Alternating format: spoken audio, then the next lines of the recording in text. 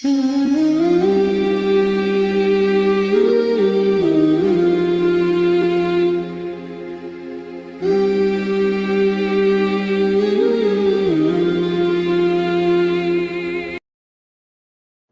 minasyaitonir rajim. Bismillahirrahmanirrahim. Wa basyiril ladzina amanu wa 'amilus solihati anna lahum jannatin tajri min tahtihal anhar. Kullama ruziqu minha min thamaratir rizqan qalu hadzal ladzi ruziqna min qabl wa utu bihi mutasyabiha wa lahum fiha azwajun mutahharatu wa hum fiha khalidun. Dan berilah kabar gembira kepada orang-orang yang beriman serta beramal saleh bahwa bagi mereka surga yang mengalir di bawahnya sungai-sungai. Setiap mereka diberikan rizki di dalamnya dari buah-buahan, maka mereka mengatakan, inilah yang telah diberikan rizki kepada kami sebelumnya, dan mereka diberi seperti itu mutasyabiha yang serupa. Dan bagi mereka di dalam surga itu disediakan pasangan-pasangan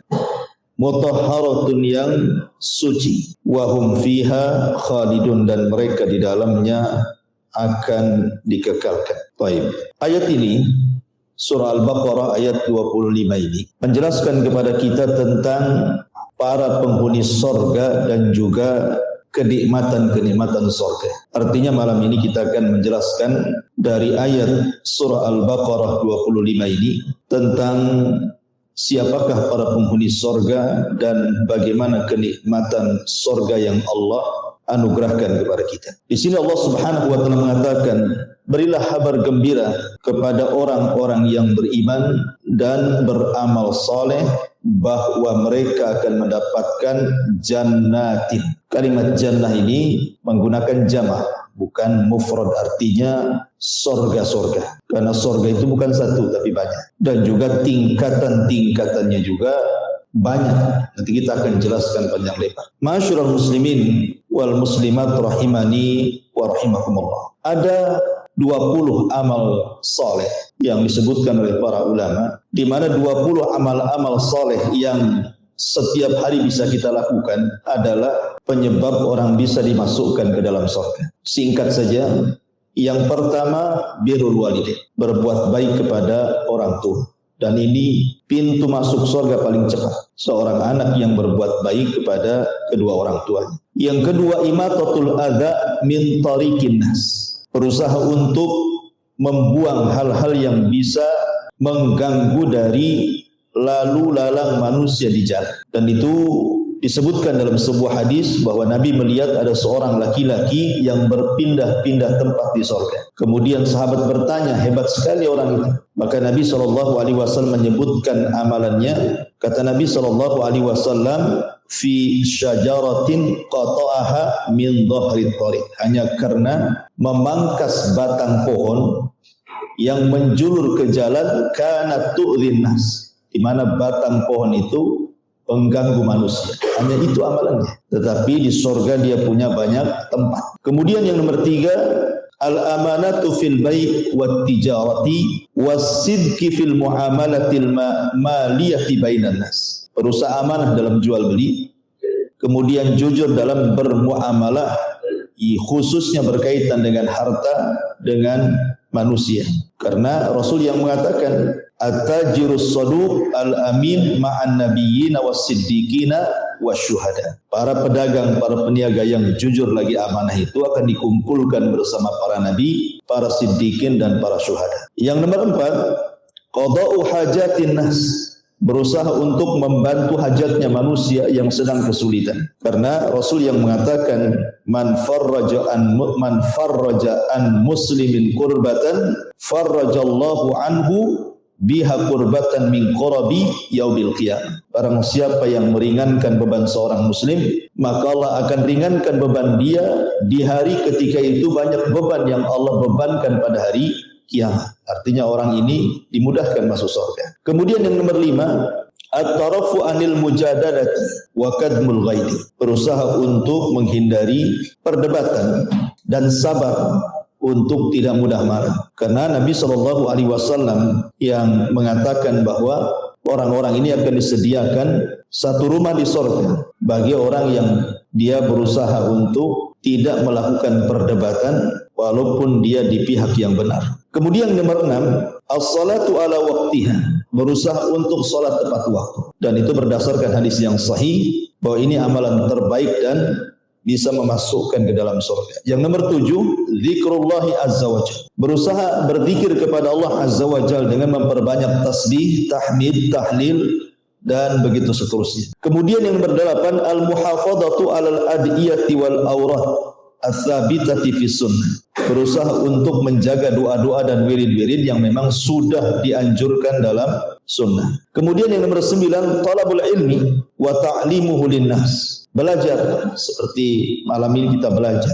Kemudian setelah itu kita ajarkan ilmu yang kita dapat kepada manusia, karena jalan yang paling singkat menuju surga itu adalah ilmu. Man salaka tariqan yaltamisu fihi ilman sahhalallahu bihi tariqan ilal jannah. Jadi barang siapa yang meniti berjalan di sebuah ilmu, maka Allah mudahkan jalannya menuju surga. Artinya talabul ilmi itu jalan singkat menuju surga. Kemudian yang nomor 10, silatul arham, berusaha untuk bersilaturahim dengan kerabat. Kemudian nomor 11, kafalatul yatim, berusaha untuk mengkafil anak yatim. Karena Rasul yang mengatakan saya bersama anak yatim di sorga seperti ini. Kemudian merapatkan jari tengah dan telunjuk. Kemudian yang nomor 12, qiyamul lail, berusaha untuk salat malam. Kemudian yang nomor 13, as-sadaqah, berusaha untuk bersedekah. Dan sebaik-baik sedekah adalah sadaqatus sir, sedekah yang tidak ditampakkan. Kemudian yang nomor 14, tajdidut taubah, memperbaharui taubat. Senantiasa setiap hari kita istighfar. Makanya Rasul aja tidak kurang 100 kali istighfar setiap harinya. Kemudian yang nomor 15, ihsanul wudu, berusaha memperbaiki wudu dan juga mentajdid, memperbaharui wudu. Walaupun sudah punya wudu, umpamanya mau sholat wudu lagi gitu ya. Kemudian juga berusaha melaksanakan sunnah rakaatai al-wudu, 2 rakaat wudu, sebagaimana hadis Bilal ketika sandalnya terdengar di sorga oleh Rasul. Kemudian ditanya apa amalan Bilal, maka Bilal mengatakan karena dia tidak pernah meninggalkan wudu dan 2 rakaat sunnah wudu. Kemudian yang nomor 16, as-salatu alal amwat, berusaha untuk melaksanakan fardu kifayah, salat kepada orang yang sudah meninggal, wattiba'u al-janaiz, mengiringi jenazahnya sampai ke kuburan, karena pahalanya besar kan gitu ya. Kalau hanya sekedar salat saja dapat 1 qirat, kalau sampai menguburkan dapat 2 qirat. Artinya 1 qirat itu sebesar gunung Uhud, berarti 2 qirat 2 gunung Uhud. Kemudian yang nomor 17, al-ihsan ilal jiran, berusaha untuk baik kepada tetangga. Karena ada hadis yang mengatakan ketika Rasul ditanya tentang wanita yang rajin sholat malam, rajin puasa sunnah, rajin sedekah, rajin berbuat baik, tapi lisannya tidak baik sama tetangganya. Kata Rasul, dia termasuk wanita penduduk neraka. Kemudian ditanya lagi, ada seorang wanita sholatnya hanya yang wajib saja, puasa hanya yang Ramadan saja, dia pun tidak bersedekah, tapi lisannya dijaga kepada tetangga. Kata Rasul, dia termasuk penghuni surga. Kemudian juga yang nomor 18, iltizamus sidqi bil qauli wal amal, istiqomah untuk senantiasa jujur dalam ucapan dan juga disesuaikan dengan amalannya. Karena kejujuran itu, kata Rasul, mengarahkan kepada albir, kebaikan, dan albir itu mengarahkan ke dalam surga. Kemudian yang 19, asyam min mukaffaratidz, berusaha mengilzamkan untuk atau istiqomah untuk melaksanakan puasa sunnah, karena itu termasuk penghapus dosa-dosa, dan pahala puasa itu tanpa batas, beda dengan pahala yang lain. Kemudian yang terakhir nomor 20, at-tasamu wal afu, mudah untuk memaafkan bila ada orang yang kemudian menzalimi dia. Berdasarkan hadis ketika ada anak muda yang dikatakan oleh Rasul, sebentar lagi akan keluar anak muda dari pintu ini dan dia termasuk penduduk surga. Kemudian anak muda ini diikuti oleh sahabat, pura-pura bertamu 3 hari. Tidak ada amalan yang spesial dari anak muda ini. Tapi sebelum pulang, sahabat ini bertanya apa sih amalannya. Kemudian anak muda ini boleh jadi karena setiap malam aku maafkan setiap orang yang berbuat zalim kepada ya. Kemudian juga tambahan saja, termasuk ada asbab-asbab ibadah kauliyah ucapan seperti memperbanyak mengucapkan la ilaha illallah, kemudian memperbanyak ucapan tasbih, tahlil dan tahlil, kemudian memperbanyak doa, kemudian berusaha untuk menjaga membaca Al-Quran. Taib itu diantara amal-amal soleh yang menyebabkan orang bisa masuk surga yang sifatnya yaumiyah. Setiapnya sehari-hari kita bisa lakukan. Karena di sini Allah mengatakan wa basyiril ladzina amanu wa amilus solih, dan kasih kabar gembira kepada orang-orang yang beriman dan beramal soleh. Ya, amal soleh seperti yang sudah saya tadi rincikan, ada 20 amal soleh penyebab orang bisa masuk surga. Kemudian Allah mengatakan anna lahum jannatin, bagi mereka itu ada surga. Kita masuk pada kenikmatan surga. Dalam sebuah hadis Nabi SAW bersabda, a'dadtu li ibadis salihin ma la ainun ra'at wa la udhunun sami'at wa la khatara ala qalbi bashar. Kata Nabi, aku telah mempersiapkan, jadi Allah telah mempersiapkan apa itu kenikmatan-kenikmatan bagi hamba-hamba yang saleh, yang tidak bisa dilihat mata, tidak didengar telinga, bahkan terlintas pun tidak bisa, saking nikmat. Makanya Allah menyebutkan dalam surah As-Sajdah ayat 17 ketika bicara tentang bidadari, Allah mengatakan fala ta'lamu nafsun ma ufiya lahum min qurrati a'yun jazaa'an bima kanu ya'malun. Maka tidak ada jiwa yang mengetahui bidadari-bidadari yang nyaman dipandang oleh mata yang Allah sembunyikan di dalam surga. Tidak ada yang tahu seperti apa, kecuali orang yang sudah masuk surga kali. Secantik-cantiknya orang di dunia, ya tidak seberapa dibandingkan bidadari surga. Kemudian juga disebutkan dalam surah Al-Insan ayat 20. Allah mengatakan wa idza ra'aita thamma ra'aita na'iman wa mulkan kabira. Dan apabila kamu melihat di sana, maksudnya di surga, niscaya kamu akan melihat berbagai macam kenikmatan dan kerajaan-kerajaan besar. Jadi surga itu Allah sediakan kenikmatan-kenikmatan dan kerajaan-kerajaan besar. Al-Imam Al-Qurtubi rahimahullahu ta'ala ketika memberikan catatan kepada ayat ini, apa kata dia? Lamma kanatil muluk talbasu fid dunya al-asawira wattijan ja'alallahu dzalika li ahlil jannah wa laysa ahadun min ahlil jannah illa wa fi yadihi thalathatu aswiratin siwarun min dhahabin wa siwarun min fiddatin wa siwarun min lu'lu'in. Kata Imam Qurtubi ketika menyebutkan pendapat ahli tafsir, tatkala para raja ketika di dunia memakai gelang-gelang dan mahkota-mahkota, maka Allah akan menjadikan hal itu bagi para penghuni surga. Tidak seorang pun dari penghuni surga kecuali di tangannya ada 3 gelang. Gelang dari emas, gelang dari perak, dan gelang dari mutiara. Dan ingat bahwa sahabat Abdullah ibn Abbas radhiyallahu anhu mengatakan laisa fil jannati syai'un mimma fid dunya illal asma. Tidak ada satupun yang berada di sorga dibandingkan dengan dunia itu kecuali hanya kesamaan nama, bukan hakikat. Ya, tentu emas di dunia dengan di sorga juga akan berbeda. Perak di dunia dengan di sorga juga berbeda. Istana di dunia dengan di sorga akan berbeda. Termasuk semua jenis makanan minuman, walaupun ada kemiripan nama. Di dunia ada pisang, di sorga ada pisang. Di dunia ada kurma, di sorga ada kurma. Di dunia ada anggur, di sorga ada anggur. Itu hanya kemiripan nama saja, kata Abdullah bin Abbas. Hakikatnya tidak seperti itu. Karena hakikatnya tadi mala ainun ra'at wala udhunun sami'at wala khatara ala qalbi bashar. Hakikatnya tidak bisa dibayangkan. Mata tidak pernah melihatnya, telinga tidak pernah mendengarnya, hati pun tidak terlintas seperti apa bentuknya. Makanya hanya sekedar persamaan nama saja. Baik, kita mulai kisah surga ini dari titian. Ya. Masyarul muslimin yang dimuliakan Allah Subhanahu wa taala.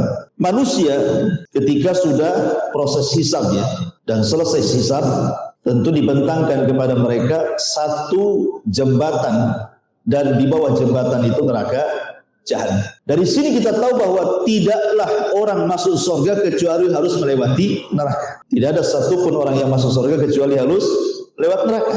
Karena tidak ada manusia yang masuk surga kecuali harus melintasi titian. Sementara titian itu dibentangkan di bawahnya jahanam. Dan Allah Subhanahu wa taala berfirman di dalam Al-Qur'an, wa in kuntum illa wariduha.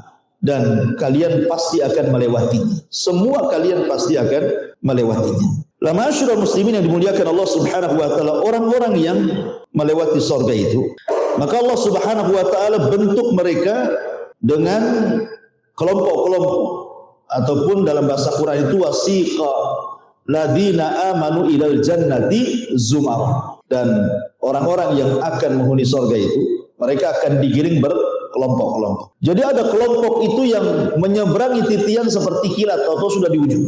Gitu ya. Ada yang seperti kedipan mata, atau sudah di ujung.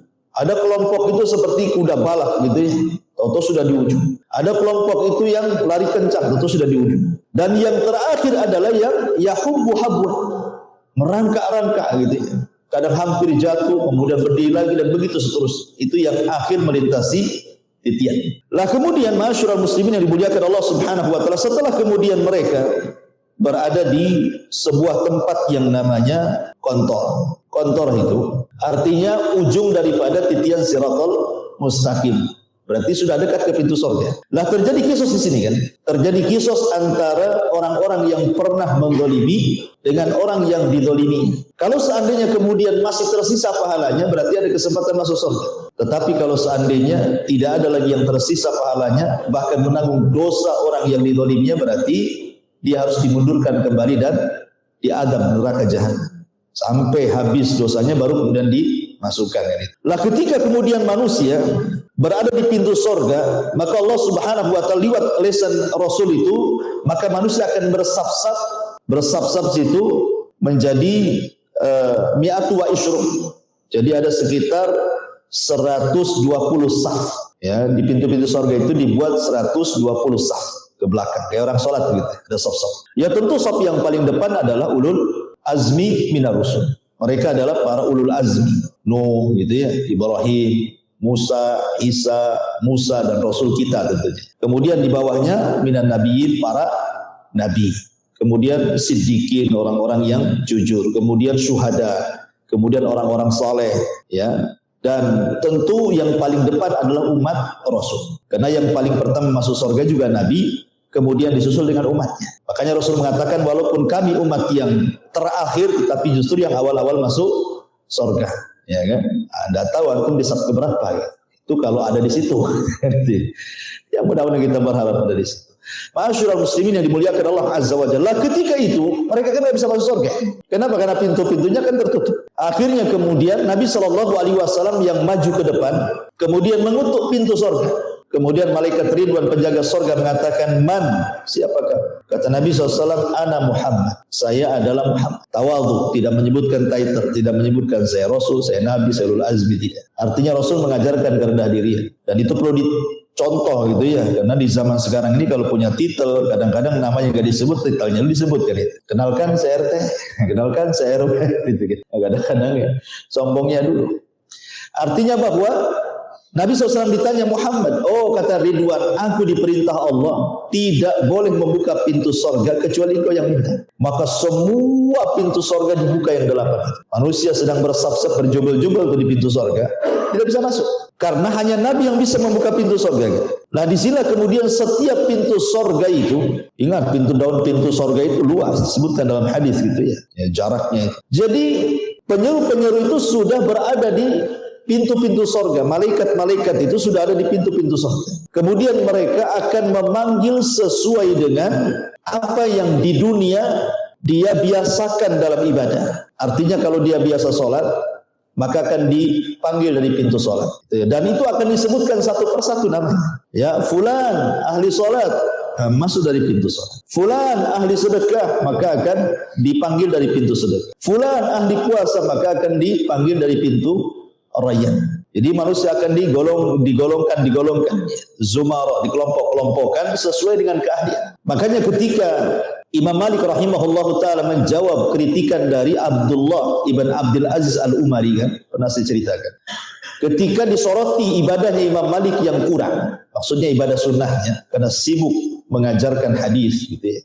Dikritik sama Abdullah ibn Abdul Aziz Al-Umari agar Imam Malik lebih menggiatkan lagi kepada sholat-sholat sunnah, puasa-puasa sunnah. Pokoknya diimbangkan antara ilmu dan amal sunnah. Tapi jawaban Imam Malik menohok gitu ya. Yang ngirim surat kepada Abdul Aziz ibn Al-Umari, karena Abdullah ibn Abdul Aziz Al-Umari ini bukan seorang alim, maksudnya bukan sekelas Imam Malik, bukan seorang ahli hadis besar, tidak. Dia hanya ahli ibadah. Memang ibadahnya luar biasa. Ibadah wajibnya, ibadah sunnahnya itu terkenal seorang abid dia. Jadi Imam Malik rahimahullah ta'ala mengatakan innallaha qad qasama al-arzaq qad qasama al-a'mal kama qasama al-arzaq. Kata Imam Malik, wahai Abdullah bin Abdul Aziz Al-Umari, bahwa Allah sudah membagi-bagi amal manusia itu sebagaimana Allah sudah membagi rizki kepada manusia. Manusia saja rizkinya beda-beda kan itu. Ada yang jadi dokter, ada yang jadi pilot, ada yang jadi tukang, ada yang jadi gojek, ada yang jadi menteri, ada yang jadi RT, macam orang rizki itu kan. Di dunia saja rizki bermacam-macam. Lah amal soleh juga sama. Terkadang ada orang yang dilebihkan dari puasanya. Makanya Imam Malik menuliskan farubba sa'imin, farubba rajulin yuftah lahu saum walam yuftah lahu sadaqah, kata beliau. Boleh jadi orang itu dibukakan pintu puasa, tapi pintu sedekah dia nggak dibuka. Kalau puasa rajin, suruh sedekah agak malas, gitu maksudnya. Kalau suruh sholat malam luar biasa, suruh puasa pulang udah lapar.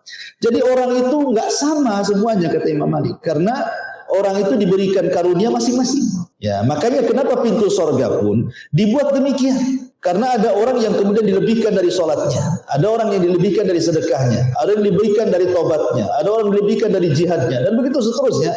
Makanya pintu sorga dibentuk masing-masing kelebihan dari ibadah di dunia. Makanya nanti masing-masing dipanggil. Tetapi adakah kemudian orang yang dipanggil dari semua pintu? Ada. Siapa? Abu Bakar. Abu Bakar Siddiq radhiyallahu anhu akan dipanggil dari semua pintu. Apakah hanya Abu Bakar? Tidak. Ada beberapa orang seperti wanita yang melaksanakan 4 kewajiban. Kata Nabi SAW, "Idza shallatil mar'atu khamsaha wa shamat syahraha wa hafizat farjaha wa ata'at ba'laha qila laha udkhulil jannah min ayyi abwabis samaniyah syi'ti." Gitu. Kata Nabi SAW, apabila seorang wanita menjalankan sholat, menjaga sholat wajibnya, menjaga puasa Ramadannya, menjaga kemaluan dan kehormatannya, kemudian taat kepada suaminya, maka dia akan dipanggil dari 8 pintu sorga sesuai dengan wanita itu kehendak. Jadi ada beberapa amalan yang bisa orang itu dipanggil dari semua pintu sorga. Ma'asyiral muslimin yang dimuliakan Allah Subhanahu wa ta'ala. Sebelum saya lanjut kepada kenikmatan di dalam sorga. Sorga itu digambarkan di dalam Al-Quranul Karim dengan beberapa nama. Ada kemudian dalam Quran itu sorga disebut Darussalam, tempat keselamatan. Kenapa? Karena di sorga itu tidak ada yang membahayakan. Karena orang masuk sorga itu betul-betul akan selamat. Selamat lisannya, tidak mencaci, tidak memaki. Selamat hatinya, tidak ada yang dengki, tidak ada yang hasad. Makanya Allah mengatakan, wa naza'na ma fi sudurihim min ghillin ikhwan. Kami cabut dalam hati penduduk sorga itu kedengkian. Jadi hati penduduk sorga itu adalah satu hati. Lisannya juga tidak membahayakan, perbuatannya tidak membahayakan, kemudian hatinya pun tidak membahayakan. Selamat, ya kan? Selamat akhlaknya. Termasuk juga nanti dijelaskan ketika bicara tentang kenikmatan sorga, termasuk selamat fisiknya. Penduduk sorga tidak meludah, penduduk sorga tidak kencing, penduduk sorga tidak berak, penduduk sorga tidak mengeluarkan dahak, bahkan tidak mengeluarkan mani, madi, wadi, dan begitu seterusnya. Ya, selamat fisiknya. Bagi wanita tidak ada haid, tidak ada nifas, bahkan bodinya selamat, tidak melahirkan. Karena wanita rusak bodi itu karena melahirkan kan itu. Akhirnya melar gitu. Dulu istri antum pertama nikah langsing kayak bidadari, punya anak 3, udah melar kan, gak jelas gitu. Ya karena melahirkan itu yang kemudian merubah fisik, ya kan. Di surga nggak melahirkan. Jadi kalau pengen anak ya nanti tinggal diciptakan oleh Allah Azza wa Jalla. Nanti dijelaskan itu. Intinya bahwa surga itu Darussalam, tempat selamat. Orang masuk surga selamat. Makanya salam pertama malaikat ketika kita masuk surga, apa kata malaikat? Salamun alaikum bima sabartum fa ni'ma uqba dar. Keselamatan bagi kalian. Karena engkau sudah sabar di dunia, sekarang balasannya. Dan ini sorga sebaik-baik tempat untuk kalian, kata para malaikat yang menjemput orang-orang yang masuk ke dalam sorga. Kemudian yang kedua ada namanya Jannatu Adn. Sorga itu ada juga disebut sorga Adn. Sehingga ada yang kemudian penulis ya yang berusaha untuk mencari tahu tentang sorga yang pernah ditempati oleh Nabi Adam. Sebenarnya sorga yang pernah ditempati Nabi Adam itu ada di langit atau ada di bumi. Ada yang berpendapat bahwa sorga yang ditempati Nabi Adam itu adanya di Yaman, di Aden saja. Tetapi pendapat yang kuat tidak. Sorga yang ditempati Nabi Adam yang di langit saja. Itu pula sorga yang akan ditempati oleh seluruh anak turunannya.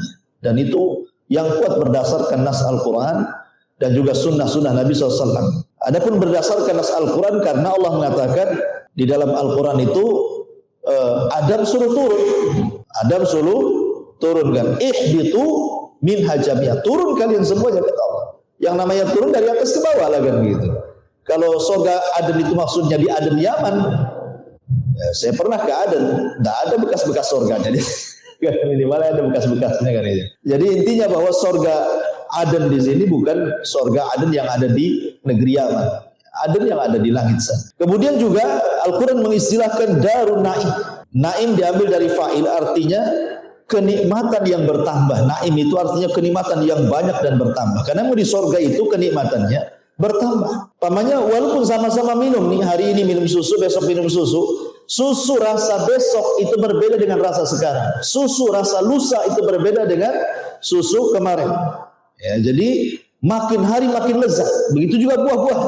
Pamannya sekarang kita makan buah nih, ada 3 buah anggur. Kita makan buah anggur pertama. Ya, lezat sekali. Kemudian setelah itu ambil buah anggur yang kedua, lebih lezat lagi. Kemudian yang ketiga lebih lezat lagi, gitu maksudnya. Dia akan bertambah kenikmatannya. Setiap hari akan bertambah. Makanya disebut Daru An-Naim. Kemudian juga disebut Darul Maqam. Dar al-Maqam. Tempat maqam, kedudukan yang sangat mulia. Dan di surga maqam yang paling tinggi adalah maqam Nabi SAW. Ya, makanya disebutkan maqamam mahmudan. Allah mengatakan dalam setiap doa azan gimana? Allahumma rabba hadhihi da'wati tamah wassalatil qa'imah ati Muhammadanil wasilata wal fadilah wa ba'athu maqaman mahmudah. Jadi makom yang paling tertinggi adalah makom mahmud.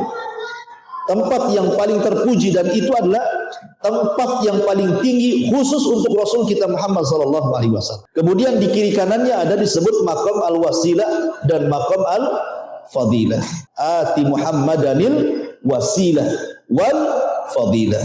Berarti ada 2 makom di sini. Setelah makom mahmudah paling tinggi, di bawahnya ada 2 makom. Makom wasilah itu diberikan kepada istri Fir'aun namanya Asiyah bintu Muzahim. Kemudian makom mahmudah diberikan kepada ibunda Isa bin Maryam, Maryam bintu Imran. Dan 2 wanita ini keduanya akan menjadi istri Nabi sallallahu alaihi wasallam di surga. Maka bahasanya wa ati Muhammadanil wasilah wal fadilah. Berikan kepada Muhammad itu wasilah, maksudnya Asiyah bintu Muzahim, wal fadilah maksudnya Maryam bintu Imran. Jadi 4 wanita terbaik akan jadi keluarga Nabi. Kita tahu bahwa kamula minan nisa kathir, kamula minar rijal kathirun, walam yakmul minan nisa illa arba. Kan itu ya, laki-laki sempurna itu banyak, tapi perempuan yang sempurna tidak ada kecuali 4. 1 Asiyah bintu Muzahim, 2 Maryam bintu Imran, 3 Khadijah bintu Khuwailid, dan yang terakhir putri Rasul Fatimah bintu Muhammad SAW. Semua akan jadi keluarga Nabi. Asiyah akan dipersunting Nabi di sorga, Maryam akan dipersunting Nabi di sorga, Khadijah ya sudah jelas istrinya, ya kan? Fatimah sudah jelas anaknya akan berkumpul. Jadi makom yang paling tinggi. Kemudian setelah itu makomnya ulul azmi dan begitu seterusnya. Karena sorga itu saya ulangi bertingkat-tingkat. Kemudian juga yang nomor 5, sorga itu disebut juga Dar al-Khuldi, tempat di mana orang dikekalkan di dalam. Makanya tidak benar buku yang diterbitkan oleh siapa saya lupa namanya. Buku itu judulnya ternyata sorga dan neraka tidak kekal. Kita katakan keduanya kekal berdasarkan nas Quran dan hadis Nabi sallallahu alaihi wasallam. Kekal selamanya. Tentu kekekalan sorga akan berbeda dengan kekekalan Allah. Karena sorga itu awalnya tidak ada, diciptakan baru ada. Ya kan? Kalau Allah sebelumnya tidak didahului dengan ketidakadaan, Allah itu akan senantiasa ada. Dan kekalnya sorga itu karena Allah yang berkehendak. Artinya kekalnya sorga tergantung kepada kehendak Allah. Jadi tidak sama kekalnya Allah dengan kekal sorga. Tapi yang jelas Allah berkehendak sorga itu dikekalkan. Maka disebut Darul Khuldi. Kemudian ada disebut Jannatul Ma'wa. Ya, tempat kembali. Artinya tempat kembali kita bukan di bumi. Ma'wa itu tempat kembali kita. Ya, jangan sampai kemudian kita jadikan dunia ini tempat kembali kita. Sehingga menghabiskan seluruh energi kita, harta kita, tenaga kita hanya untuk membangun istana di bumi. Percuma. Ya kan? Kalau orang kemudian membangun istananya di bumi dengan membeli istana yang megah, kendaraan yang mewah, tanah yang luas dan begitu seterusnya, nanti juga akan ditinggal. Betapa banyak orang-orang kaya setelah numpuk kekayaannya kemudian meninggal. Kekayaannya rebutan ahli warisnya kan? Karena memang dunia itu bukan tempat kembali. Makanya Nabi SAW mengatakan kepada Abdullah ibn Umar radhiyallahu anhu, kun fid dunya ka'annaka gharib aw abirus sabil. Abdullah ibn Umar, jadilah di dunia ini seperti orang asing yang hanya lewat sesaat, ataupun jadikan dunia ini tempat persinggahan saja. Singgah saja sebentar, nanti akan jalan lagi. Ya kan? Karena memang tempat kita bukan di dunia tetapi di sorga. Makanya ada istilah sabda Nabi yang mengatakan man ahabba liqa Allah ahabballahu liqa'ah wa man kariha liqa Allah karihallahu liqa'ah. Barang siapa yang cinta berjumpa dengan Allah, Allah cinta berjumpa dengan dia. Siapa yang benci berjumpa dengan Allah, Allah pun benci berjumpa dengan dia. Apa maksudnya? Maksudnya kalau dia ketika di dunia dia investasikan seluruh nafasnya untuk akhirat, ya, hartanya dia bangun untuk istana di sorga, kemudian kehidupannya hanya untuk sorga saja. Ketika dia sedang mendekati sakaratul maut, dia akan cinta dengan kematian dan akan cinta dengan Allah. Karena apa? Dia ingin segera menempati sorga yang selama ini dibangunnya di dunia, sehingga dia cinta berjumpa dengan Allah dan Allah pun cinta berjumpa dengan dia. Tapi kalau seluruh kekayaannya, seluruh waktunya dia investasikan di dunia, ketika hendak meninggal berat dia, sehingga dia benci berjumpa dengan Allah karena tahu akhirnya neraka. Makanya Allah benci juga berjumpa dengan dia. Makanya di sini di antara nama surga lah Jannatul Ma'wa. Kemudian yang ketujuh juga Darul Hayawan, artinya tempat kehidupan. Yang sesungguhnya kehidupan itu di surga. Kalau di dunia ini bukan sesungguhnya kehidupan, tapi darul ibtila, tempat kita diuji di dunia ini. Makanya sering saya katakan, orang di dunia ini satu tidak akan selamat dari istirahat, pasti sibuk, ya. Yang kedua tidak akan selamat dari ucapan manusia, pasti disakiti. Yang ketiga tidak selamat dari kematian, pasti mati.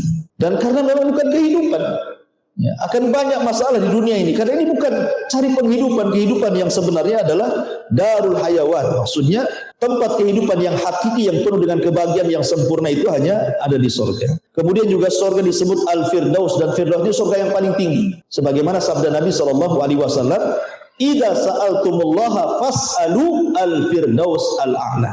Apabila minta surga jangan tanggung-tanggung, kata Rasul. Minta surga yang paling tinggi, maksudnya surga Firdaus. Kenapa? Karena surga Firdaus itu a'lal jannah, yang paling tinggi surganya, wa fawqahu arsyur rahman, di mana atapnya langsung arsy Allah Subhanahu wa taala. Kemudian juga disebut maq'adus sidqin, gitu ya, tempat duduk, tempat tinggal yang betul-betul tempat tinggal, bukan hanya sekedar di dunia saja. Kadang-kadang kita sudah buat rumah yang bagus, masih ada saja kurangnya, ya, ada saja celahnya, pengen dirombak lagi, pengen ini lagi, pengen ini, banyak keinginan, ya. Taib, ini nama-nama surga. Masuk kepada sifat-sifat surga. Masyarul muslimin yang dimuliakan Allah Azza wa Jalla, surga itu memiliki tingkatan yang luar biasa. Sebagian para ulama mengatakan bahwa tingkatan di surga itu sebanyak huruf dalam Al-Quran. Sebagian lagi mengatakan bahwa tingkatan di surga itu sebanyak ayat dalam Al-Quran. 6.500 kurang lebih ayat dalam Al-Quran. Ya, ada yang mengatakan sebanyak huruf dalam Quran berarti banyak, gitu ya. Ada yang mengatakan sebanyak ayat dalam Al-Quran. Dan ini berdalil dengan sabda Nabi SAW ketika Allah berfirman kepada penduduk surga, Iqra, bacalah Quran. Menunjukkan bahwa Quran itu bukan dibaca di dunia saja, sampai ke surga disuruh baca. Iqra, baca Quran. Wartaq, naik, pilih tingkatanmu di surga, suruh naik kita, ya. Karena penduduk surga itu bisa terbang, ya. Kalau di dunia kan Superman aja bisa terbang, itu pun settingan kan itu. Kalau di surga itu memang bisa terbang orang. Makanya disuruh irfaq, nyari ke atas. Kan tingkatan kan surga itu darajat, makin tinggi makin indah. Kalau neraka makin bau makin jahat, gitu ya. Jadi suruh naik, suruh terbang ke atas. Ya, sebagian lama mengatakan dikasih rop-rop. Rop-rop itu kasih sayap di belakang, terbang ke atas. Ya kan? Kemudian disuruh mencari tingkatannya di surga. Kemudian kata Nabi SAW, warattil, tetapi tampilkan bacaanmu, jangan tergesa-gesa. Warattil kama kunta turattil fid dunya. Kemudian Rasul mengatakan, fa inna manzilataka inda akhiri ayatin taqrauha. Tempat dudukmu, maksudnya tempat tingkatanmu di surga itu disesuaikan dengan akhir ayat yang kau baca di dunia. Artinya semakin banyak gemar membaca Quran, semakin tinggi tingkatannya. Jadi bacaan Quran itu salah satu peninggi derajat, ya, di akhirat itu, ya. Masyarul muslimin yang dimuliakan Allah Azza wa Jalla. Dari sini kata Syekhul Islam Ibn Taimiyah rahimahullah taala mengambil istinbat dari hadis ini bahwa tingkatan surga itu sebanyak ayat di dalam Al-Quran. Ya, ada juga yang mengatakan sebanyak huruf di dalam Al-Quran. Lah dari tingkatan-tingkatan sorga itu Allah kecualikan ada mi'atu darajatin. Jadi ada 100 derajat tingkatan yang itu dikhususkan untuk para mujahidin. Karena memang para mujahidin itu memang terkenal perjuangannya di dunia kan. Sudah menghabiskan waktunya, biayanya, bahkan nyawanya, sehingga derajatnya dikhususkan. Ada khusus ya kan, 100 derajat itu khusus bagi para mujahidin. Taib. Adapun kemudian sorga sendiri memang tidak dijelaskan berapa tingginya kan. Al-Quran hanya menyebutkan lebarnya saja. Ya, wasari'u ila magfirati min rabbikum wa jannatin arduhas samawat wal ardh. Kan itu ya. Bersegeralah kalian mencari ampunan Allah karena sorga itu seluas langit dan bumi. Al-Quran hanya menjelaskan luasnya saja. Ya, seluas langit dan bumi. Anda bisa bayangkan berapa luas langit dan bumi itu. Itulah satu sorga. Tapi Allah tidak menyebutkan berapa tingginya. Tapi yang jelas bahwa dengan besarnya sorga itu menunjukkan Allah Subhanahu wa taala sudah siapkan kita saja di dunia ini, kuatufidin, untuk mencari kapling untuk rumah kita saja. Kadang-kadang nggak kecapean saking mahalnya. Akhirnya cari ruli pula ya kan, cari kapling gratisan. Jadi duta-duta. Coba satu kapling saja kita harus beli. Di ruli aja ada harganya gitu ya. Harus tetap juga beli kan gitu. Kamen serobot juga. Artinya di dunia saja harus satu petak tanah saja sudah sulit. Tapi di surga itu bukan satu petak tanah, seluas langit dan bumi, dikasihkan free, langsung kasih sertifikat. Ya, enggak usah bayar WTO. Karena Allah Subhanahu wa taala sudah berikan kepada penduduk surga. Bayangkan. Tetapi kita diberikan tanah yang luas, terkadang juga orang tidak tergoda kan. Terkadang orang kalau datang kotak infak di depan itu masih juga 2.000 yang masuk. Seolah-olah satu petak di surga itu masih 2.000 harga. Kan itu ya, di dunia saja tidak ada itu harga satu petak rumah 2.000, itu tetap juga 20 juta gitu ya, 40 juta. Ini dia mau beli tanah di surga 2.000, 3.000 ya. Kadang lebih parah lagi yang ada bunyi kenceleng. Ditengok isinya 1.000, rupanya 100 merah. Jadi kadang-kadang ada orang meremehkan seperti itu. Baik, kembali bahwa Allah hanya menyebutkan luasnya, tapi tidak menyebutkan tinggi. Ayat ini ketika keluar, ketika turun gitu kan, ada seorang sahabat, lupa namanya siapa itu. Pokoknya dalam perang Uhud, perang Badar. Jadi sahabat ini membawa kurma di tangannya. Kemudian dia mendengar ayat ini turun, bahwa surga itu seluas langit dan bumi. Maka kemudian dia mengatakan, ya Rasul, betul surga itu seluas langit dan bumi? Kata Rasul, ya. Kemudian dia maju melempar kurma-kurmanya, dia mengatakan, kalau kurma ini masih di tanganku, maka tentu ini kehidupan yang melelahkan. Akhirnya kurmanya dilempar, dia pun perang, mati syahid. Ya kan? Begitulah para sahabat, kalau urusan surga itu tidak bisa ditawar-tawar. Seperti kasusnya siapa? Ayahanda Jabir bin Abdullah. Jadi Jabir bin Abdullah ini punya ayahanda namanya Abdullah ibn Haram. Abdullah ibn Haram ini cacat, pincang, ya, sudah tua, nggak layak untuk jihad. Cuman masalahnya dia akan cemburu dengan teman-temannya yang ketika perang Badar terlibat dan Allah menangkan. Kemudian terjadi perang Uhud, dia ingin terlibat. Masa di Badar saya nggak ikut, di Uhud nggak ikut juga gitu. Jadi dia mengatakan kepada Nabi SAW, izinkan aku. Tapi kemudian Jabir mengatakan, ya Rasulullah, janganlah kau izinkan ayahku. Dia pincang, dia sudah tua, gak layak perang. Anak putrinya pun banyak. Siapa yang bisa merawat mereka? Kedengaran bapaknya marah, emosi. Ngomong sama Jabir, ya Jabir, laulal jannah la afartuka iya. Kayak Jabir, enak saja kau ngomong.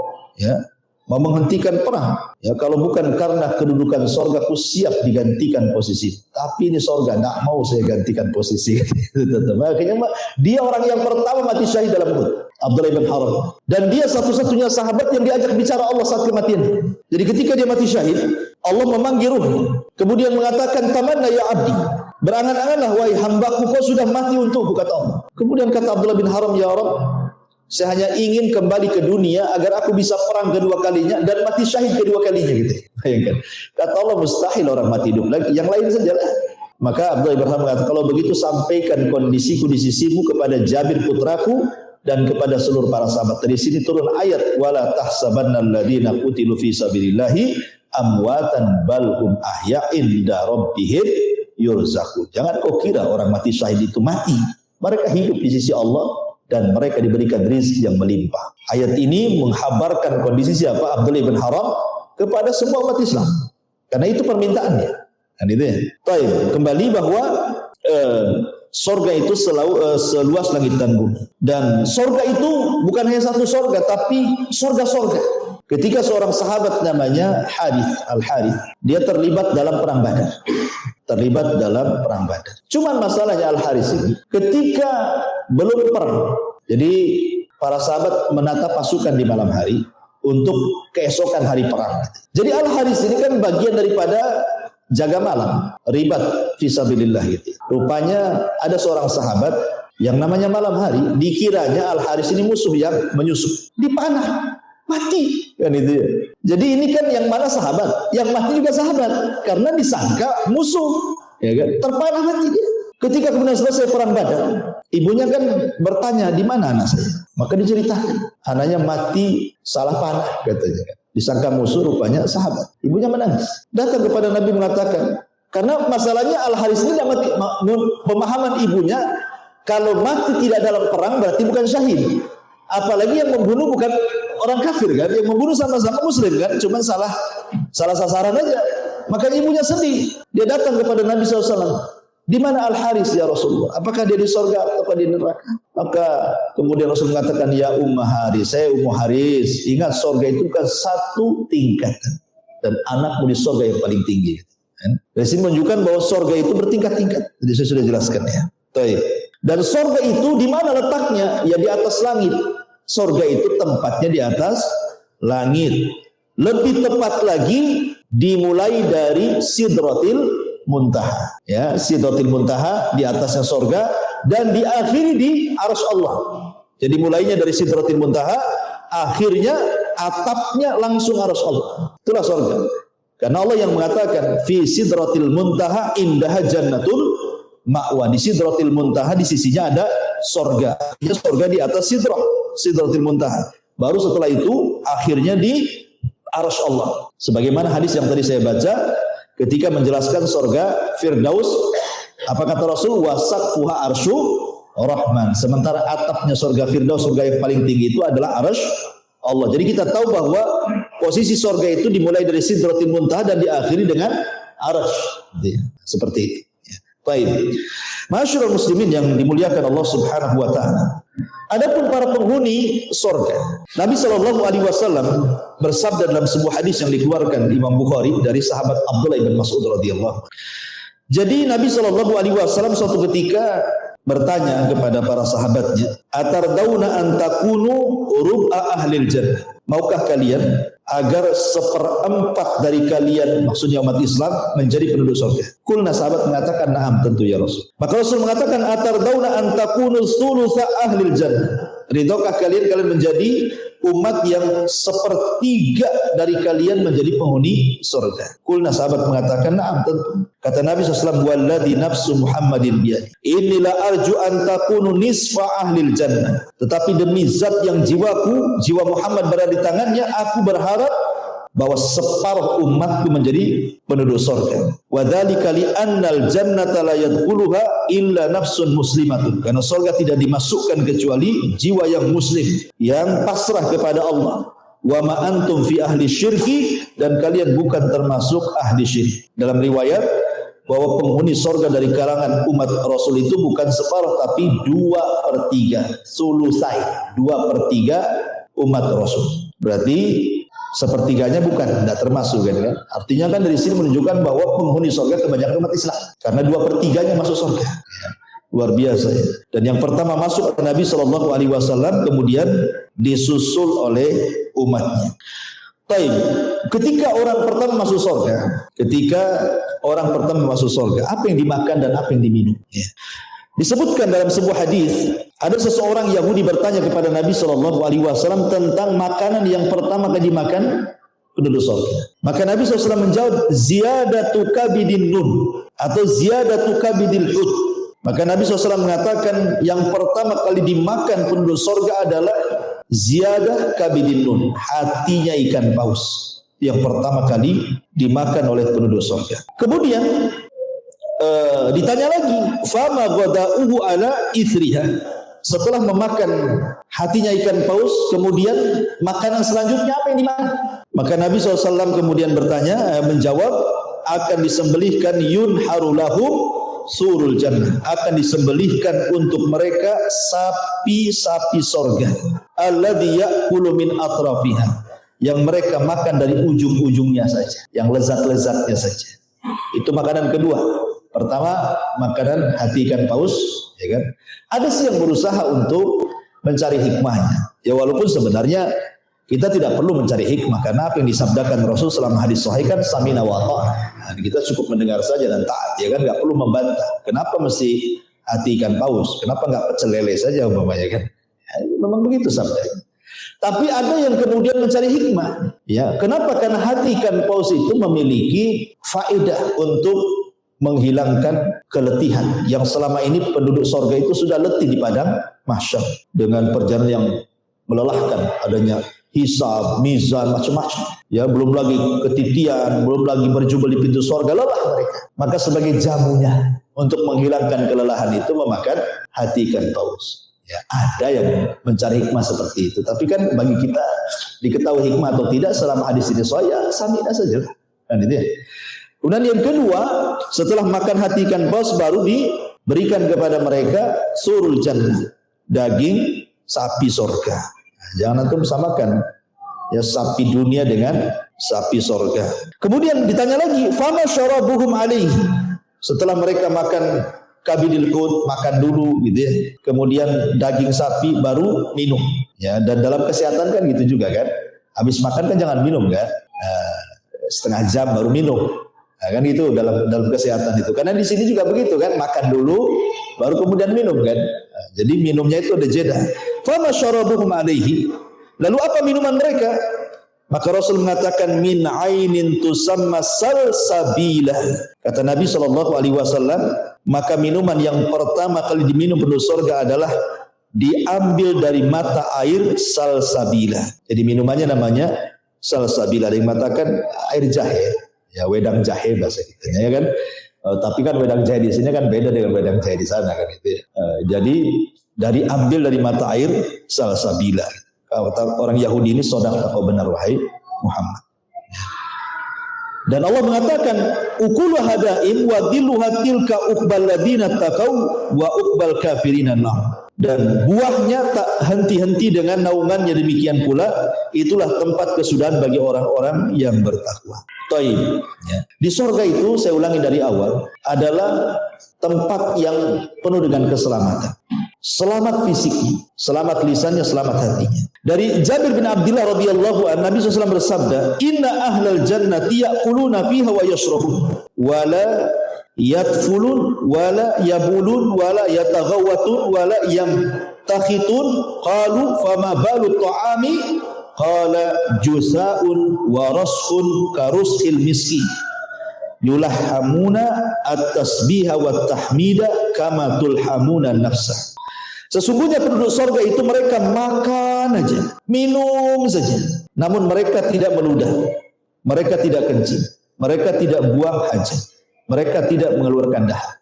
Ada orang bertanya, berarti nggak ada toilet di surga Ustaz? Ya nggak ada, ngapain itu ada toilet? Oh nggak buang hajat, nggak kencing, apa yang dibuatkan toilet?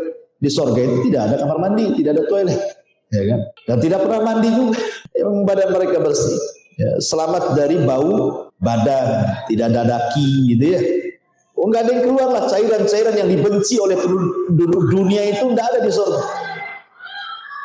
Kemudian para sahabat bertanya, lalu bagaimana nasib makanan di perut mereka kalau mereka tidak buang hajat ya Rasulullah? Maka Rasul mengatakan cara membuang hajatnya dengan cara bersendawa. Itulah buang hajatnya. Kan gitu. Kalau kita itu berarti kenyang gitu.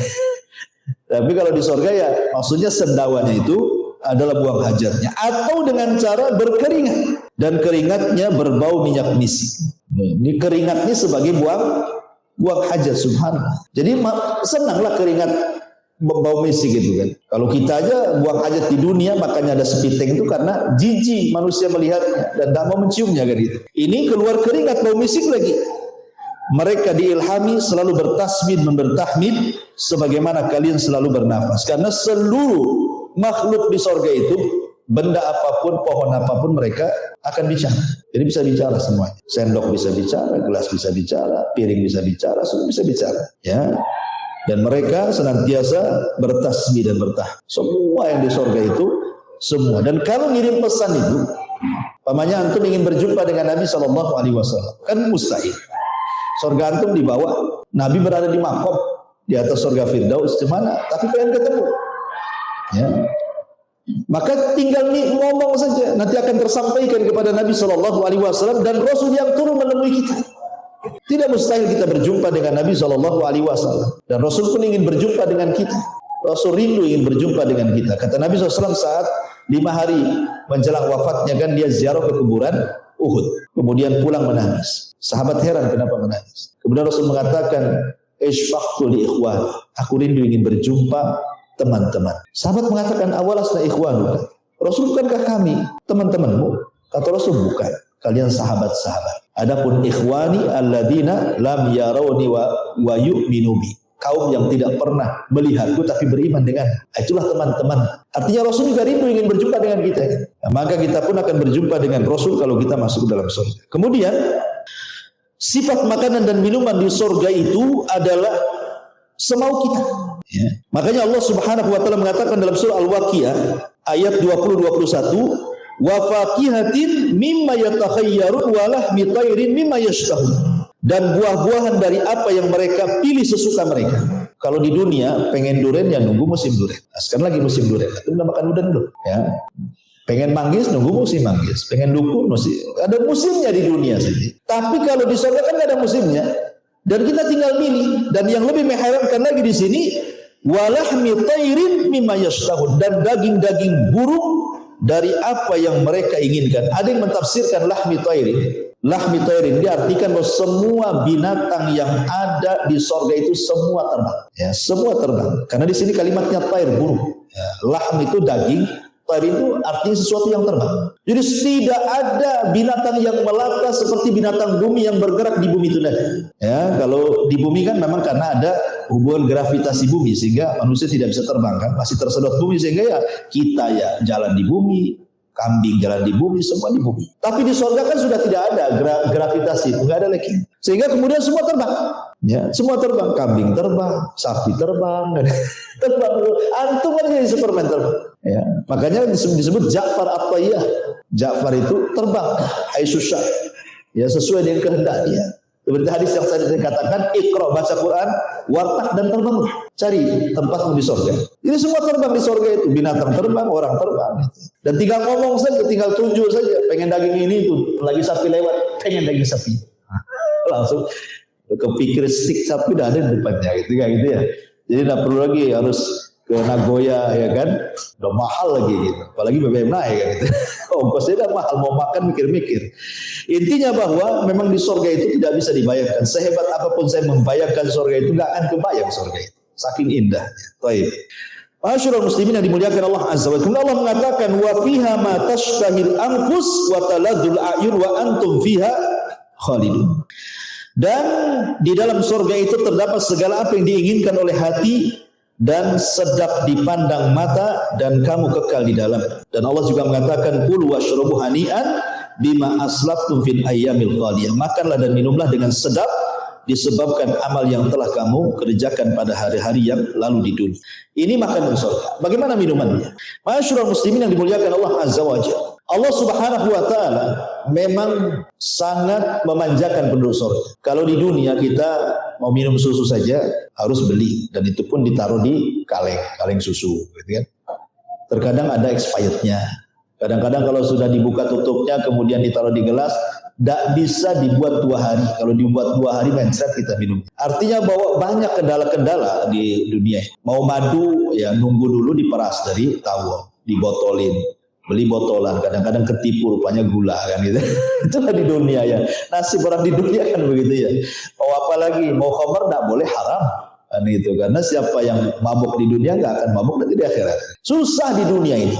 Tapi lihat Allah Subhanahu wa taala mengatakan dalam surah Muhammad ayat 15. Allah mengatakan, "Matsalul jannati allati wa'idal muttaqun fiha anharun min ma'in ghairi asin wa anharun min labanin lam yataghayyar ta'muhu wa anharun min khamrin ladzatin lisyaribin wa anhar min asalin musaffa wa lahum fiha min kulli thamarati wa maghfirati min rabb.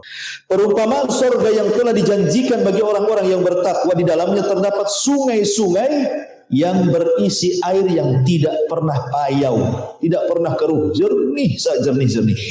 Dan sungai-sungai yang isinya air susu, kemudian sungai-sungai yang isinya air khamr yang sangat lezat dirasakan oleh para peminumnya, serta sungai-sungai yang berisi madu-madu murni yang sudah disaring, dan di dalamnya mereka memperoleh segala macam buah-buahan dan ampunan dari Rabb mereka. Masyarul muslimin yang dimuliakan Allah Subhanahu wa taala. Kalau kita melihat satu contoh saja khamr di dunia, ya kan? Khamr di dunia itu pertama mengandung alkohol, otomatis memabukkan, ya kan?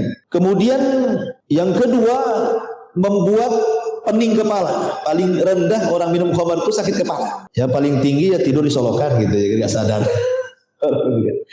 Kemudian juga nyerocos gitu ya, kadang-kadang menghina orang, caci maki orang. Makanya di zaman Umar ditambah hukuman dari 40 cambukan di zaman Nabi, kemudian di zaman Umar ditambah jadi 80 cambukan. Kenapa? Karena disamakan dengan para penuduh wanita baik-baik dikatakan berzina. Kan hadnya berapa? 80 cambukan. Lah, peminum khamr ditambah sama Umar, disamakan hukumannya karena orang yang lagi mabuk terkadang menuduh orang yang enggak. Ya kan? Maka disamakan sama Umar hukumannya. Dari zaman Rasul 40 cambukan menjadi 80 cambukan gitu ya. Nah, perhatikan di sini beberapa dalil. Allah mengatakan dalam surah As-Saffat ayat 47, la fiha ghaulun wa lahum anha yunzifun. Tidak ada dalam khamr itu alkohol, maksudnya khamr surga, tidak ada dalam khamr surga itu alkohol dan mereka tidak mabuk karenanya. Sebanyak-banyak minum khamr di surga itu tidak akan mabuk. Tapi lihat khamr di dunia bisa merusak segalanya, ya, merusak hati, merusak jantung, ginjal, semua merusak dia kan. Ini tidak, ya. Kemudian juga Allah mengatakan dalam surah Al-Waqiah 19, la yusaddauna anha wa la yunzifun. Khamr-khamr di surga itu tidak membuat pening kepala dan tidak pula memabukkan, dan warnanya putih. Dan Allah mengatakan dalam surah As-Saffat ayat 46, baydha'u ladzatil lisyaribin, warnanya putih dan lezat sekali. Minum khamr di akhirat itu warnanya putih dan sangat lezat. Dan juga Allah mengatakan dalam ayat yang lain, dalam sebuah hadis yang dikeluarkan oleh Ibnu Katsir dalam tafsirnya, lam ta'surha ar-rijalu bi aqdamiha. Para laki-laki tidak perlu memerasnya dengan kaki-kaki mereka. Artinya di dunia saja kalau perlu mados, perlu khamr itu kan diperas dulu kan. Kan khamr itu kan dari buah-buahan juga ya kan, dari anggur, dari yang lainnya gitu ya. Jadi tidak perlu diperas, dan itu dalam bentuk sungai. Dan antum perlu tahu bahwa sungai di surga itu tidak ada paritnya, tidak ada penghalang. Maksudnya kalau kita kan membuat solokan itu kan dibuat parit kiri kanan. Maksudnya ditinggikan sebelah sini, ditinggikan sebelah sini, baru dialirkan di tengah kan, supaya jangan melubek. Lah di surga sungai itu tidak ada parit kiri kanan, tidak ada bangunan kiri kanan, ya begitu saja. Ya, tapi tidak melubek, itu maksudnya. Ya, dan ini berdasarkan gitu ya, berdasarkan beberapa riwayat dari hadis Nabi Shallallahu Alaihi Wasallam tentang masalah ini. Baik. Adapun kemudian itu cerita makanan minuman penduduk surga, cerita bangunan. Bangunan di surga itu diriwayatkan dari seorang sahabat Nabi Shallallahu Alaihi Wasallam yang dikeluarkan Imam Tirmidzi dan juga disahihkan oleh Syekh Nasiruddin Al-Albani rahimahullah taala, ketika ada sahabat bertanya kepada Rasul soal bangunan surga. Jadi dia mengatakan, akhbirna an bina'il jannah ya Rasulullah. Rasul tolonglah jelaskan bangunan-bangunan surga itu kayak apa, rumah-rumah surga, istana-istana surga itu kayak apa gitu. Maka Nabi SAW mengatakan, labinatun min zahabin wa labinatun min fiddatin. Satu bata untuk membangun bangunan dari surga terbuat dari emas, dan bata yang lain terbuat dari perak. Wa mila tuha al-mis, kemudian lantainya berupa minyak kasturi yang semerbak. Wa turbatuha za'faran, tanahnya berupa za'faran. Wa khusbanuha lu'lu wal yakut, kerikilnya berupa mutiara-mutiara dan permata. Kerikilnya dari mutiara, permata lagi, kerikilnya. Di dunia saja ada mutiara permata, mahalnya luar biasa. Dan kita bangun rumah itu bukan 1-2 pasir, 1 truk kan itu. Kalau 1 truk mutiara dengan permata dah kaya itu. Tapi itulah pasirnya. Untuk bangunan-bangunan di surga itulah pasirnya seperti itu. Ya, lantainya minyak kasturi, bata-batunya emas perak, luar biasa. Kita punya segede bata emas saja gitu udah kaya tuh. Satu bata saja kan emas gitu ya. Emas batangan segede bata saja udah kaya. Kemudian Rasul mengatakan man yadkhuluha yan wala ya'as wala yab'as wa yukhlad wala yamut wala tablas thiyabuhum wala yafna syababuhum.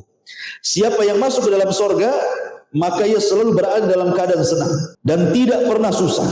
Makanya muka-muka penduduk sorga itu wujuhu yauma idzin naimah. Ya. Wajah-wajah penduduk sorga itu naimah. Naimah itu ya seperti kita di dunia ini baru selesai bayar utang. Tiba-tiba kemudian dapat hadiah uang miliar. Kan senang tuh hidupnya. Ya. Dia pusing punya utang 10 ribu, tahu-tahu ada yang ngasih uang 1 miliar. Nah, kalau bayar 10 ribu kan sisanya masih banyak tuh. Oh, senang dia kan. Nampaklah orang senang itu di dunia itu. Dan orang susah pun nampak gitu. Tengok orang punya utang kan nampak itu bukannya. Stres gitu. Jadi wajah-wajah penduduk surga seperti itu karena banyak kenikmatan dan ada beban. Ya wajah-wajah mereka itu penuh dengan nikmat nampak gitu. Wajah-wajah penduduk surga itu penuh dengan nikmat.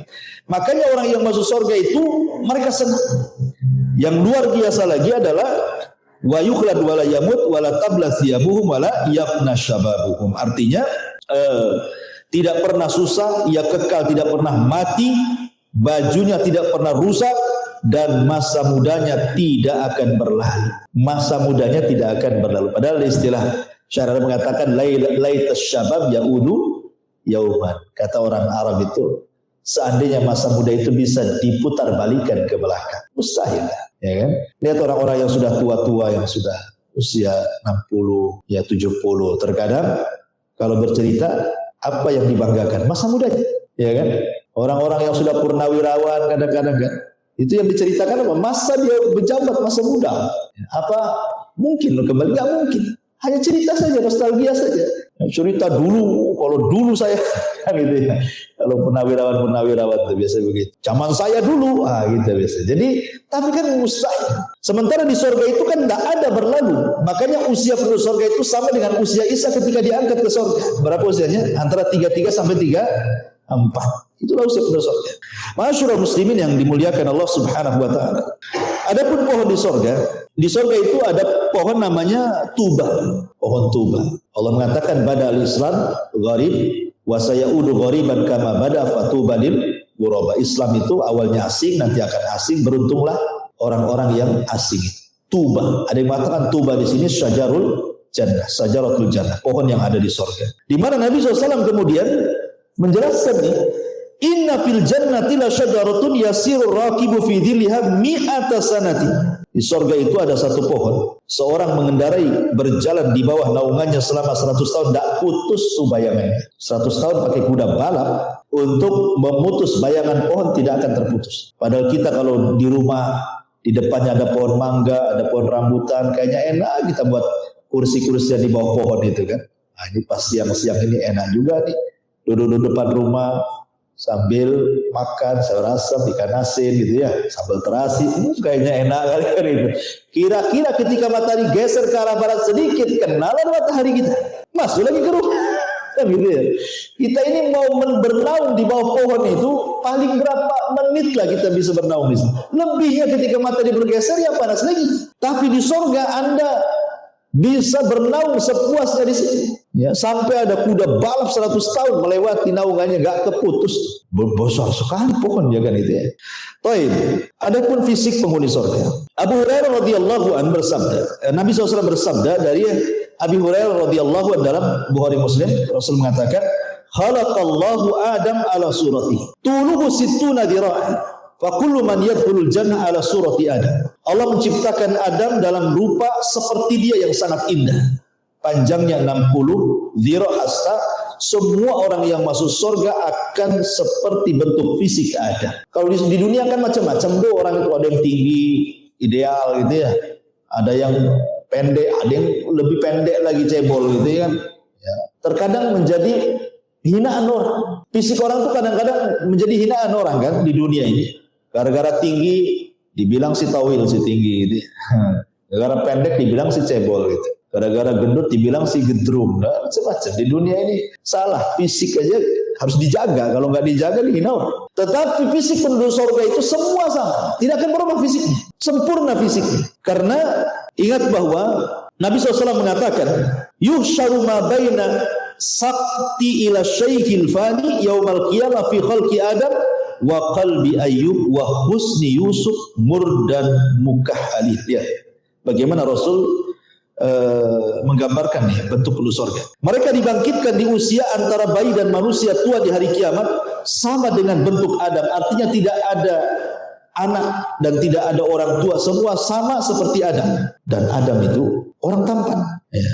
Kemudian Rasul mengatakan hatinya sama dengan Ayub dan tampannya sama dengan Yusuf. Penduduk surga itu hatinya sama dengan Ayub. Hati Ayub itu seperti apa? Sabar. Dicaci maki orang diam saja. Itu hati Ayub. Makanya kalau seandainya kita bicara tentang sabar itu, sabarlah seperti sabar Ayub. Nah, itu istilah saja. Nggak mungkin kamu sabar seperti Ayub.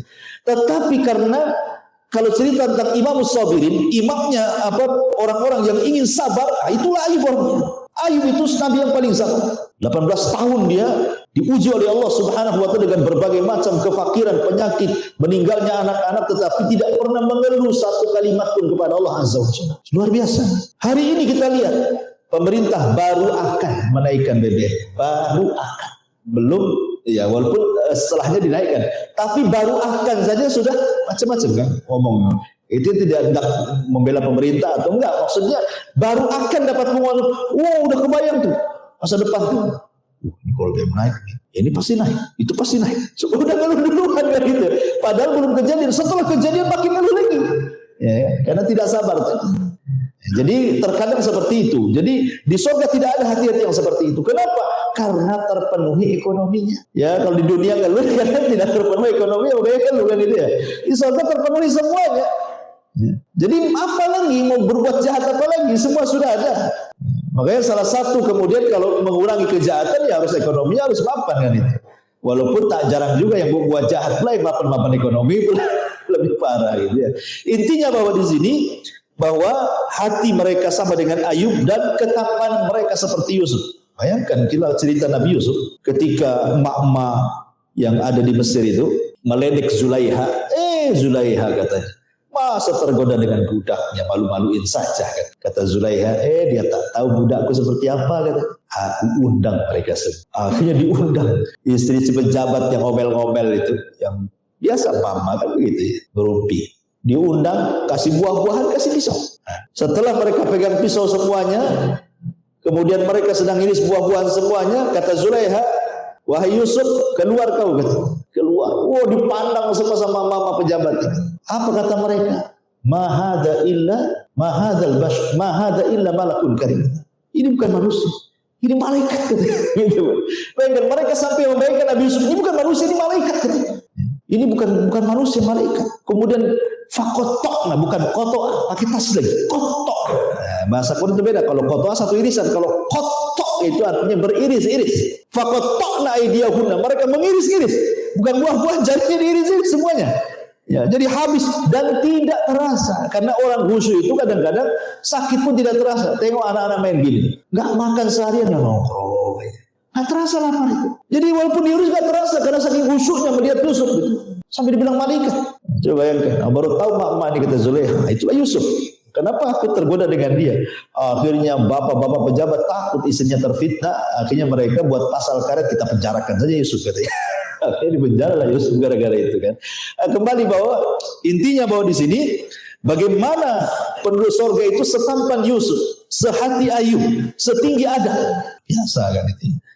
Kemudian juga kesibukan penduduk surga. Allah mengatakan dalam surah Yasin ayat 55, "Inna ashabal jannah al-yawma fi syughulin faqih." Sungguhnya penduduk surga itu di dalam kesibukan yang menyenangkan. Nabi SAW ya ditanya oleh para sahabat, wahai Rasul, apakah kami akan bertemu dengan istri kami kelak di surga? Kata Rasul menjawab, "Innar rajula la yasilu fil yaumi ila mi'ati adra." Seorang laki-laki dalam sehari mampu berhubungan badan dengan 100 bidadari. Ya, antum ya kalau sudah berumur kan kadang-kadang nggak bisa setiap hari, 4 hari sekali, kan gitu. Kadang-kadang minum jamu dulu itu ajar jahanam. biar strong gitu kan. Di sorga satu hari loh, antum bergilir 100 bidadari. Sudah ya, Allah berikan kekuatan. Dan ketika para ulama mentafsirkan surah Yasin 55, maksudnya perlu sorga itu fi syughulin fakihun, kesibukan yang menyenangkan itu artinya memecahkan keperawanan. Ya, jadi pecahkan keperawanan, tapi tidak pernah janda-janda gitu. Ya kalau habis perawannya pecah, dibuat lagi perawan lagi. Makanya Allah mengatakan inna ansha'nahunna insha'an wa ja'alnahunna abkaran urban atraba. Ketika ada nenek-nenek datang kepada Rasul, orang seperti saya ini bisa masuk surga enggak Rasul? Kata Rasul, enggak ada nenek-nenek di surga. Nenek ini pulang nangis. Dikira dia tidak masuk surga. Maka Rasul mengatakan, bilang sama nenek itu, bukan nenek itu tak masuk surga, maksudnya di surga enggak ada nenek-nenek. Ya, karena semuanya akan jadi perawan usianya 33 sampai 34. Katakan kepadanya inna ansha'nahunna insha'an wa ja'alnahunna abkaran uruban atraba. Kami jadikan mereka perawan uruban atraba, usianya sama. Mau laki-laki perempuannya segitu. Enggak akan hilang masa muda. Kemudian kemah-kemah di surga, inna fil jannati khaymatun min lu'lu'in mujawwafatin arduha sittuna mila. Di surga ada kemah dari mutiara yang dilubangi, lebarnya 60 mil. Antum kalau mau honeymoon dengan istrimu, hangout atau apa istilahnya kan, harus bayarlah ke hotel kan. Kadang-kadang kalau mau ke hotel yang agak mahal, tak ada pula duit gitu. Terpaksa kelas melati. Ya sesuai dengan pesa lah kan itu. Tapi di surga disediakan fasilitas kamar disediain. Karena tahu sebenarnya surga itu dunia ini miniatur surga. Apa yang kita hajatkan, disenangkan di dunia itu disediakan di sana gitu. Apa sih kemauan kita? Mau rekreasi udah ada. Ya. Nanti kita ceritakan bagaimana ada air yang mancur dari bawah, ada air yang curah dari atas, ada yang sungai, ada macam-macam. Itu kan tempat-tempat rekreasi manusia di dunia. Di surga ada semuanya, disediakan taman-tamannya, kebun-kebunnya, ya luar biasa gitu. Kemudian juga di antara pasar surga, di surga juga ada pasar.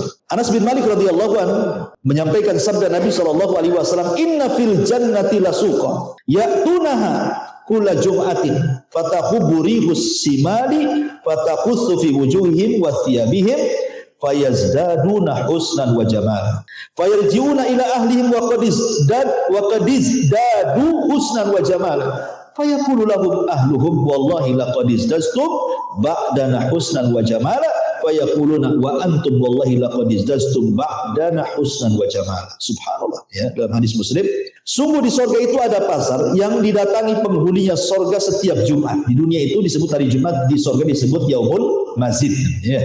Bertiuplah angin dari utara mengenai wajah dan pakaian mereka hingga mereka semakin indah dan tampan. Mereka pulang ke istri-istri mereka dalam keadaan telah bertambah indah dan tampannya. Keluarga mereka berkata, demi Allah, wahai suamiku, engkau semakin bertambah indah dan tampan. Para suami pun mengatakan kepada istri-istrinya, kalian pun semakin bertambah indah dan cantik. Artinya setiap Jumat atau disebut dengan Yaumul Majid di surga itu, ya, ada setiap Jumat itu untuk memperbaiki fisik manusia.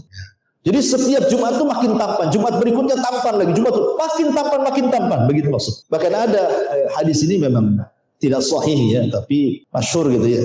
Jadi orang yang masuk ke dalam surga itu, hadis ini dhaif ya. Jadi orang ini masuk ke dalam pasar, ketika pulang itu, jadi di pasar itu banyak gambar-gambar. Mungkin kalau di dunia ini kalau antum masuk ke tukang cukur, kan ada itu gambarnya banyak kan. Mau gaya apa kamu? Ya, mau gaya apa? Mau gaya orang pang ini gitu. Mau gaya orang ini begini, semua ada.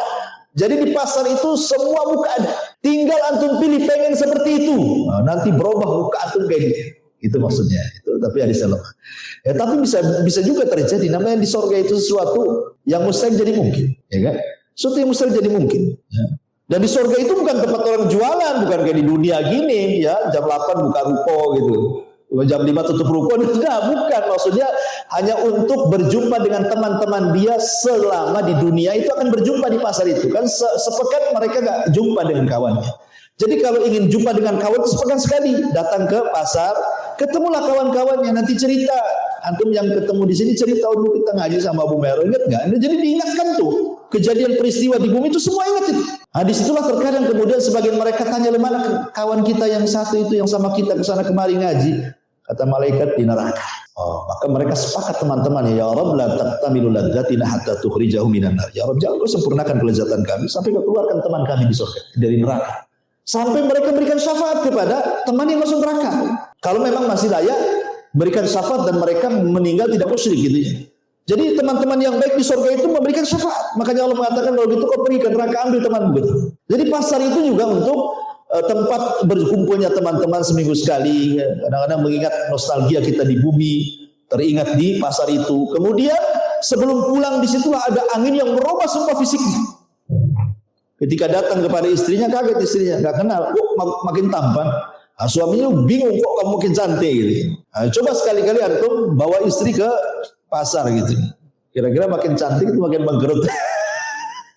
Kadang-kadang yang ditulis itu, ya ditulis bawang ini semua. Pulang tuh tidak ada pakaian jadinya. Gitu. Jadi yang tidak ditulis malah dibeli, yang ditulis malah dibeli. Suaminya makin mengkerut lah kan itu. Dari sini masyarakat muslimin yang muliakan, betapa tingginya kenikmatan di surga itu, yazdad wa yazdad. Artinya kenikmatan di surga itu bertambah dan bertambah dan begitu seterusnya. Ikhwan, udah 9:30 ya. Ini kalau di surga nggak habis-habis. Masih banyak bahasan.